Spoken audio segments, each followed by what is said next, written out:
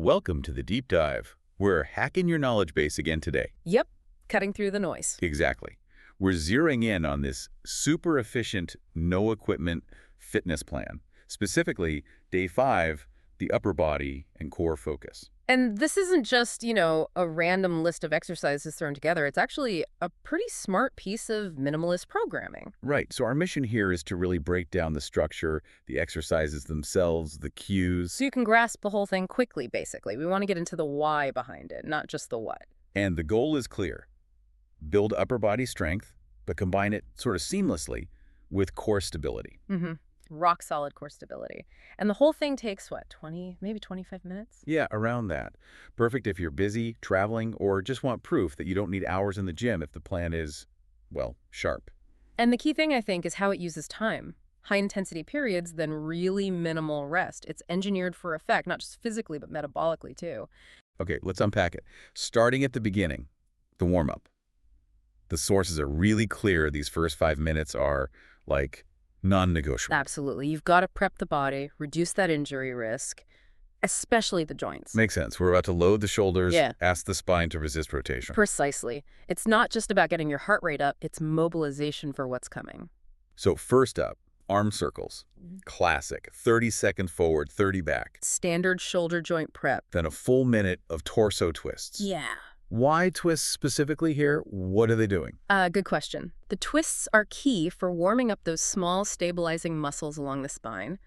Think spinal segmentation. Okay. It ensures your core can move properly, but also, crucially, resist unwanted movement later in things like planks. Gotcha. Then 30 seconds of shoulder shrugs and rolls, preparing the traps and shoulder stabilizer. Yep, getting ready for the push-up. And then it shifts gear quite quickly, actually. It does. It goes into activation. And this is where the programming is quite interesting. You mean the 10 reps of knee push-ups? Seems a bit odd in a warm-up, doesn't it? Like pre-fatiguing. Well, it would be if the goal was hitting a 1-rep max right after. But here, in this circuit context, It's different. yeah, I see it as neurological rehearsal. You're firing them up the chest, triceps, delts, basically telling your brain, okay, these are the muscles, this is the pattern. So it primes the pump for better form when the real sets start. Exactly. But recruitment, better quality from the get-go. And they wrap the warm-up with a minute of cat-cow stretch. Which is perfect. Spinal flexion, extension, connecting breath. Yeah. It ties the mobility work together before the intensity kicks in. All right, engine's warm. Let's get into the main workout structure. This is the core of it, right? Mm-hmm. The heart of the session. 3 complete rounds. And the pace sounds pretty intense. Move to move, back to back. With only about 15 to 30 seconds rest between exercises. That's barely enough time to catch your breath. Pretty much. Then you get a longer break, 1 to 2 minutes between the full rounds. So that short rest within the round is deliberate. Oh, absolutely. That's what creates the density. If the rest was longer, it'd be more pure strength. This way. Metabolic stress. You got it. Significant metabolic fatigue. Drives endurance, burns more calories in that short window. It prioritizes muscular endurance. Definitely. But wouldn't that short rest compromise strength building entirely? For pure maximal strength, yes. But with body weight, high volume and density is a key way to build strength endurance. And that 1-2 minute rest between rounds is crucial. Why that longer rest specifically? It lets you clear some lactate, lets the nervous system recover just enough so you can hit the next round hard, with good form, not sloppy reps. Okay, let's break down the moves in the round. First, push-ups, 10 to 15 reps. What's the key form cue here beyond the basics? Right, hands under shoulders, straight body line, we know that. But the finish is often missed. Actively push the floor away around the upper back, slightly at the very top. That protraction thing. Scapular protraction, yeah. Hits the serratus anterior vital for shoulder health, especially if you sit at a desk a lot. Counteracts that rounded posture. And crucially, it includes the modification right away. Yeah. Knee push-ups if needed. Which is smart planning. Maintain the quality, maintain that protraction, even if the main muscles are tiring. Yeah. Never sacrifice form. Good point. Okay, after push-ups, you're taxed, then straight into stability. Exactly. Exercise 2, shoulder taps. 20 total, so 10 each side from that push-up position. Explain anti-rotation for someone new to that idea. What's the core preventing here? Okay, imagine standing, then lifting one foot. Your core automatically fires to keep you balanced, right? Yeah. Same idea.